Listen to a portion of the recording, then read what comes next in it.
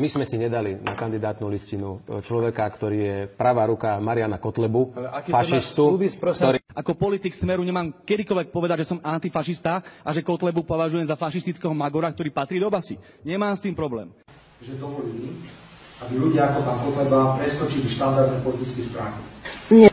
Čiže štandardná sociálno-demokratická strana, živý pravicový extrémizmus sa stane takú zbudu, sme prosím nás.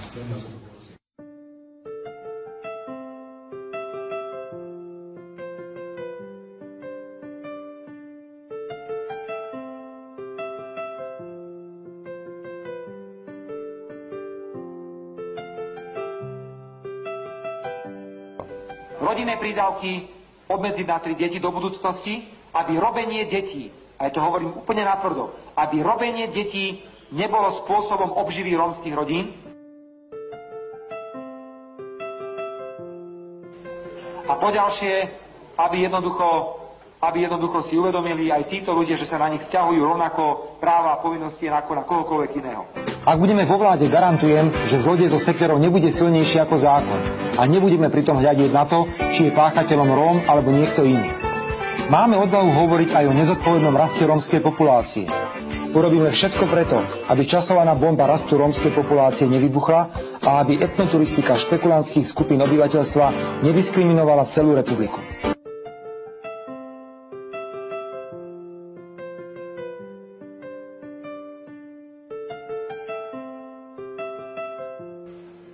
Ako som už načrtol, o našej práci sa z médií nedozviete nič. Určite si všetci, keď sa pospomínate v čase, určite mi všetci teda dáte za pravdu, že ak sa Kotleba dostal do televízie alebo do rádia, do rozhlasu, tak len v negatívnom nejakom smere, zmysle, to sa pokazilo, to sa zle spravilo, toto bolo zle, tam poškodil, tam ublížil a tak ďalej a tak ďalej.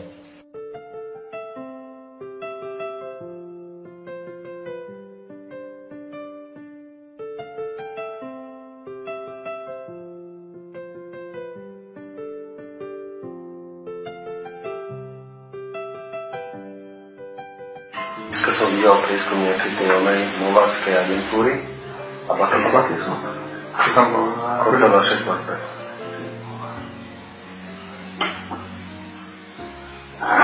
A teraz to sú nie, tak ani nie, čo to ani nie, tak vieš, že oni to akože nejaké čísla oni produkujú, ale to, že bude v parlamente, sa mi zdá čoraz pravdepodobnejšie.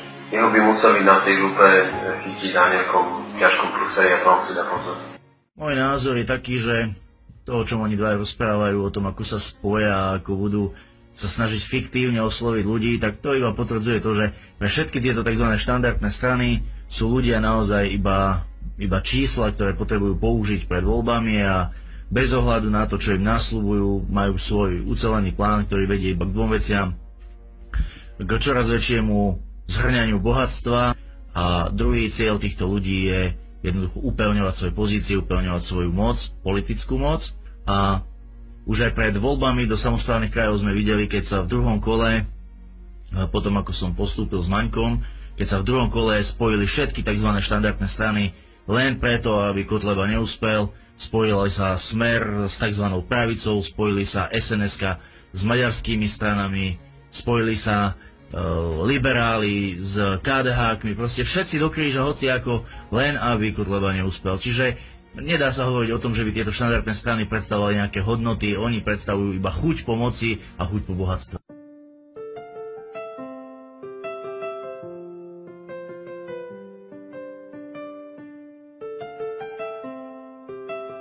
Pred rokom 1989 sme poslušne plnili príkazy z Moskvy.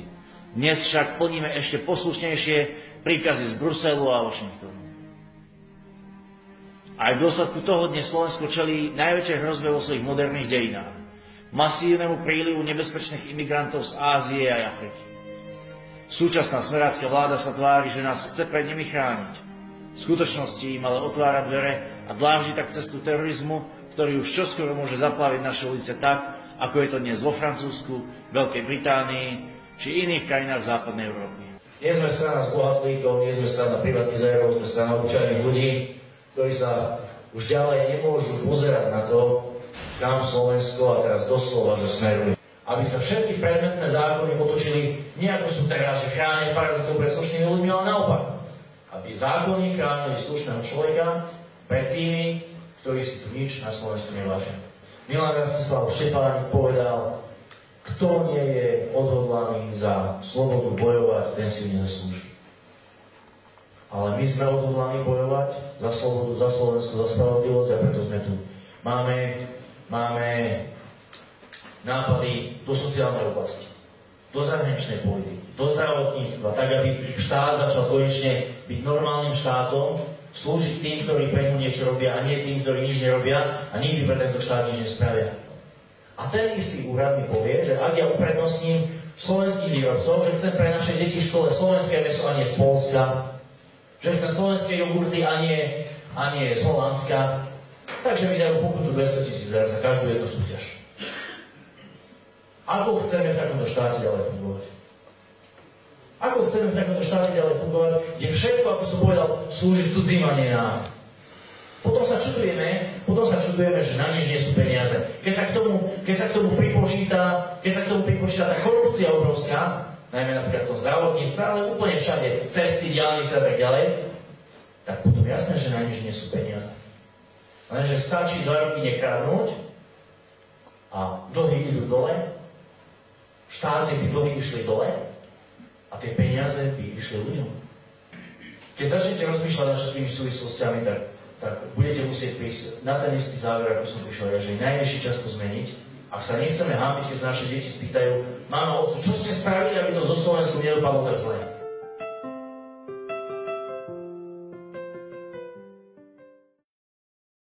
My tiež nehážeme všetkých do jedného vreca, lebo je aj kopec slušných, ktorí pracujú, chcú robiť, sú normálni a proti tým nemáme absolútne nič.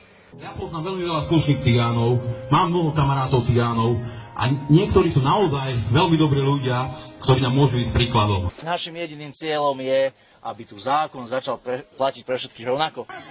Jedna rasa je výnimočná. Multikultúrou zanikajú obe. Či sú to černosi alebo bieli. Miešanie zanikajú obe. Multikultúra nie je kultúra, je to smrť všetkých národov, všetkých rás. Na všetkých kontinentoch. Nie som rasovo neznašidlivý človek. Som racionalista a milujem tú svoju rasu, moje gény. Keď môže byť černoch hrdý na svoju rasu, prečo by som ja nebol? Keď môže byť čít hrdý na svoju rasu, prečo by som ja nebol?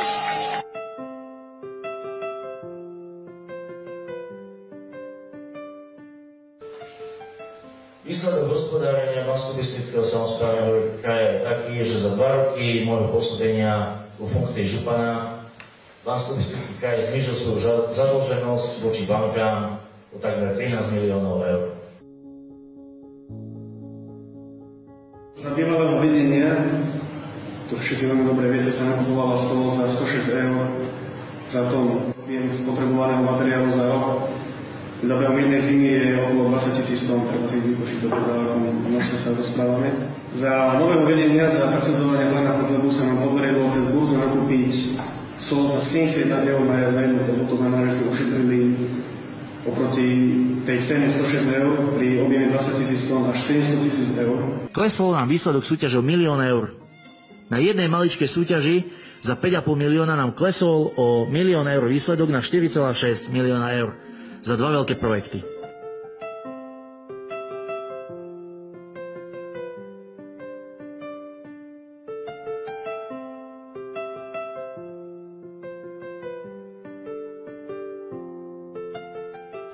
No a rozdiel medzi nami a medzi tými ostatnými politickými stranami je v tom, že kým ostatní rozprávajú, ako treba prestať kradnúť, ako treba začať efektívne robiť pre občana, pre štát, pre ľudí, tak my tieto veci už 2 roky robíme. Nič iné nerobíme v kraji len.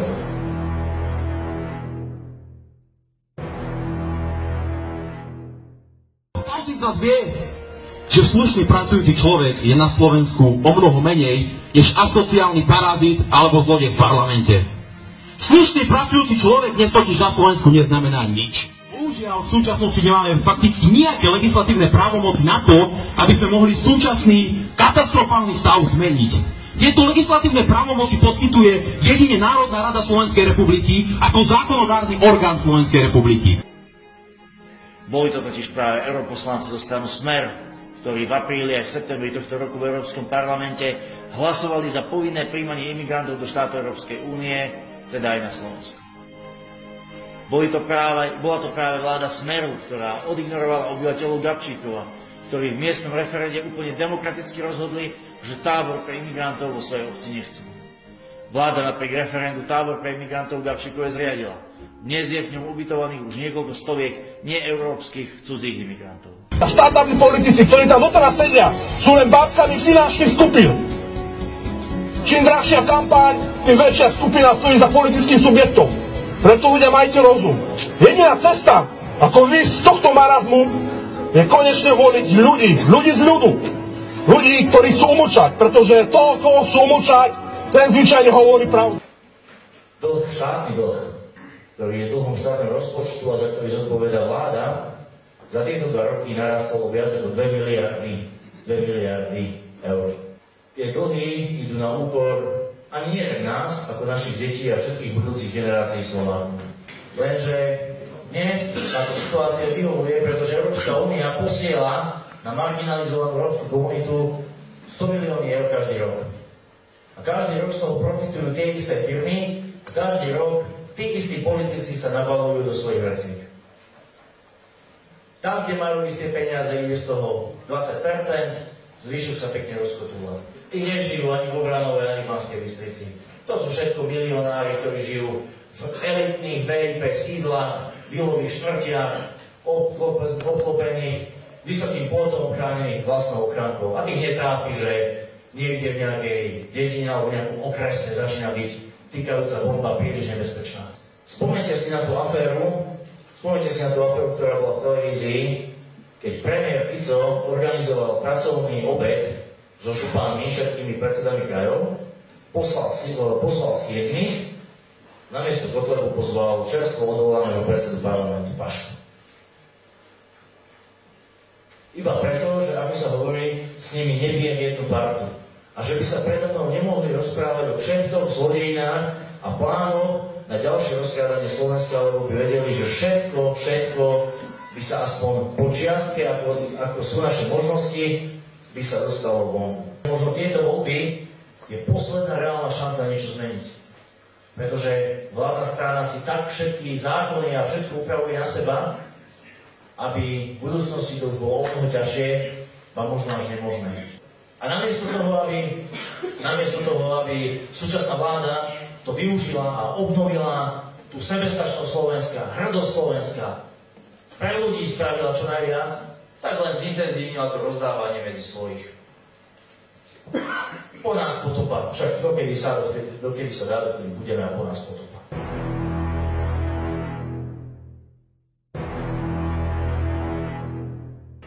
Ešte nikdy v histórii sa nestalo, aby predseda vlády takto otvorene, okato a natvrdo zneužíval daňové úrady, policajný zbor a štátne orgány v boji proti politickému nepriateľovi. Ako môže táto spoločnosť ísť dopredu, keď Svetlana Pavlovičová nemá kúska hanby v sebe, že sa sem napíše, sadne do toho čierneho bavoráku a ide preč?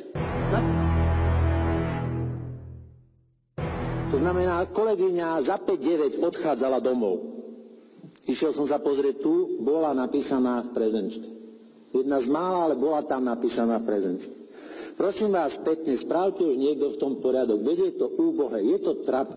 Áno, Robert Fico sa správa ako zlodej, ktorý v noci príde, vykradne vám potichu špajzu, ráno vám bez hanby zaklope, donesie vám jahodový lekvár a ešte očakáva, že mu za to zaďakujete. Toto je Robert Fico, toto je vládna strana Smer a toto ste všetci vy, ktorí tomuto pritakávate. K nemu. Už tu počúvam dosť dlho o mojom palci a tak ďalej. Ale pani Vašáková, o vašom palci už hovorí aj Európa, však to je na hanbu celej slušnej Európy, čo vy tu stvárate. Prosím vás, tu ste si dali ľudí, ktorých máte za stádo, ukazujete im tu palec.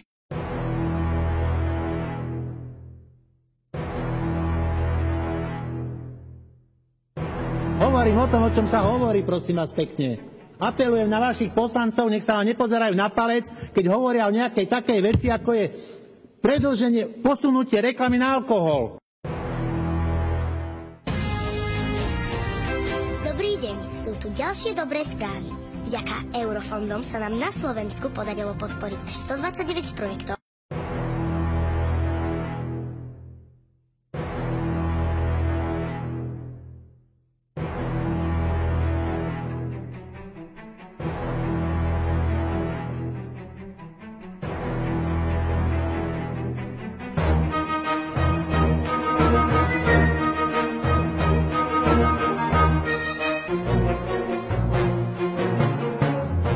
Je to múdry človek a ja mám pocit, že pre ľudí pracuje.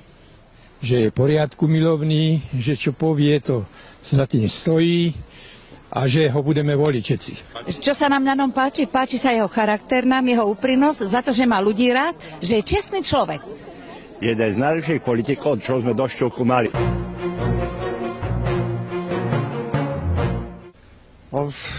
To vám nepoviem konkrétne, ale má vzťah k ľuďom. Už my si tak nevieme zapamätať z tohto, ale myslím si, že sa snaží. Momentálne si nespomínam, ale je toho moc. Som vám také vedela povedať o ňom. Teraz ma to tak rýchlo nenapadá. Vážení občania, Slovenská republika je dnes na kolenách. Všetky vlády od 93. roku až do dnes nás zadlžovali a výsledok je 41 miliárd štátneho dlhu. Vláda aj dnes slúži Európskej únii a záujmom cudzincov a nie záujmom obyvateľov Slovenskej republiky. Poľnohospodárstvo je v troskách, priemysel, skutočne slovenský priemysel nemáme žiadny, zhoršuje sa podnikateľské prostredie pre malých a stredných podnikateľov a ľudia, zamestnanci žijú z ruky do úst.